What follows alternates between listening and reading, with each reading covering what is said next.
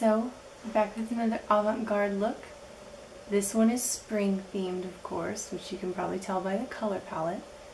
But I wanted to do something a little different than just like gluing a lot of flowers to my face, you know?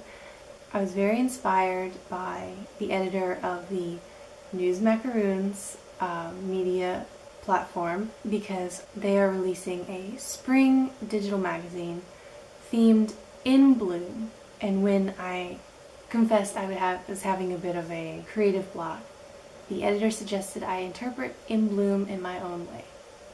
So I contemplated what blooming and growth mean to me, and I realized it's painful, right? It starts out with pain because you're expanding too much for what you already know.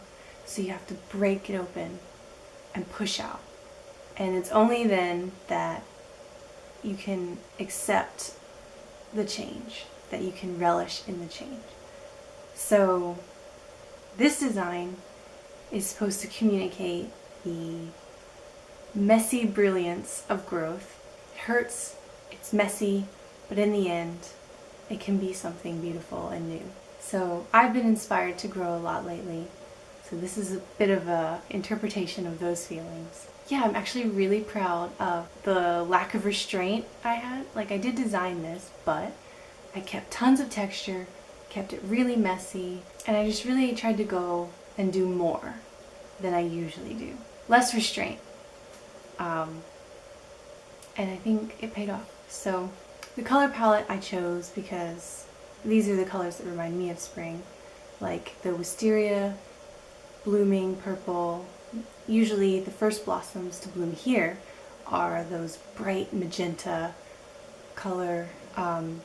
We've got the green of the newly budding leaves, the yellow sunlight, the white sunlight, sort of a pollen-y texture with the loose powder even. It's like blowing all over the air too. And some gloss, some cakey, gloss, cakey powder.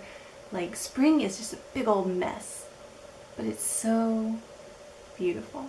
So hopefully I did it a little bit of justice, and I will have this look or the final portrait of it published in the digital magazine, and I'll put a link below.